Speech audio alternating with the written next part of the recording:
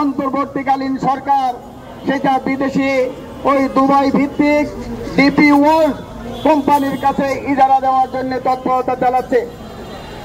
আর অত্যন্ত আশ্চর্যের বিষয়, আমরা যেখানে ওই স্বৈরাচারী শেখ হাসিনার বিরুদ্ধে আন্দোলন করে তাকে দেশ ছাড়া করলাম, কিন্তু শেখ হাসিনা যে ওই নিউমরিং কন্টেইনার টার্মিনাল ডিপি ওয়ার্ল্ডকে ইজারা দেওয়ার জন্য যে প্রক্রিয়া শুরু করেছিল, সেই প্রক্রিয়া সম্পন্ন করার দায়িত্ব এই অন্তর্বর্তীকালীন ইউনূস সরকার পালন করছে। আমরা তার তীব্র নিন্দা এবং প্রতিবাদ জানাচ্ছি।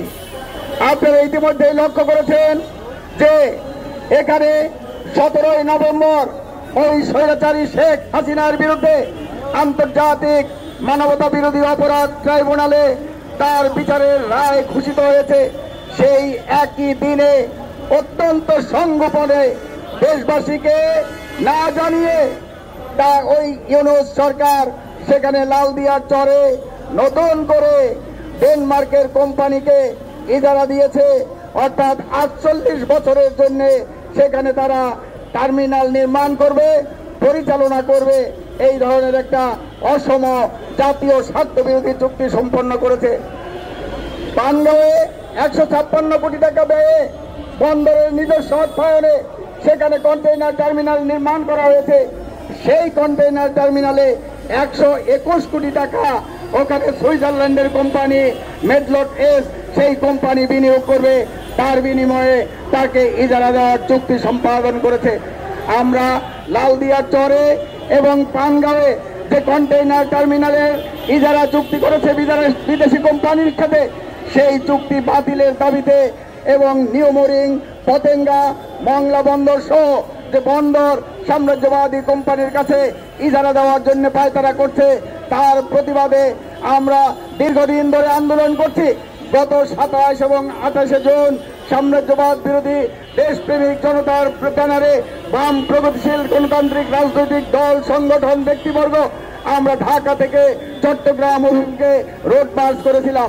তারপরে সারা দেশে বিক্ষোভ, সমাবেশ, মিছিল, মানববন্ধন কর্মসূচি পালিত হয়েছে। চট্টগ্রামে মহাসমাবেশ আমরা লক্ষ্য করলাম যে সরকার এটা আইনের প্রতি তিনি শ্রদ্ধাশীল নয়, তিনি আইন মানেন না। নিজের নামে মামলা সেগুলো প্রত্যাহার করে নিয়েছে, নিজের আর্থিক প্রতিষ্ঠান সেগুলো সম্পর্কে সকল সুযোগ সুবিধা তিনি নিয়ে নিয়েছেন।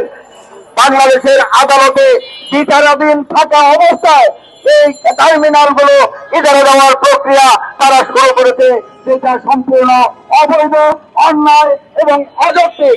আমরা এই ঘটনারও তীব্র নিন্দা এবং প্রতিবাদ জানাচ্ছি। সংগ্রামী বন্ধুগণ, আমরা আমাদের এখানে সংক্ষিপ্ত সমাবেশ করব। সমাবেশ শেষে আমরা বিক্ষোভ মিছিল নিয়ে যমুনা অভিমুখে যাব। বন্ধুগণ, এখানে আমাদের এই আজকের সমাবেশে এখানে উপস্থিত আছেন আমার পাশে বাসদ মাইজবাড়ির সমন্বয়ক কংগ্রেস মাসুদ রানা উপস্থিত আছেন, জাতীয় গণফ্রন্টের সমন্বয়ক কংগ্রেস রজত হোদা উপস্থিত আছেন, বাসদ মাহবুবের সাধারণ সম্পাদক হারুনুর রশিদ। আমার বাম পাশে এখানে উপস্থিত আছেন বাংলাদেশের বিপ্লবী কমিউনিস্ট লীগের সাধারণ সম্পাদক কমরেড ইকবাল কবির জাহিদ। তার পাশে উপস্থিত আছেন বাংলাদেশ জাসদের স্থায়ী কমিটির সদস্য ডাকসুর সাবেক জিএস ডাক্তার মুস্তাক হোসেন। তার পাশে এখানে উপস্থিত আছেন ফ্যাসিবাদ বিরোধী বাম মোর্চার সংগ্রামী সমন্বয়ক এবং বাংলাদেশের সাম্যবাদী আন্দোলনের পাটচক্র ফোরামের সমন্বয়ক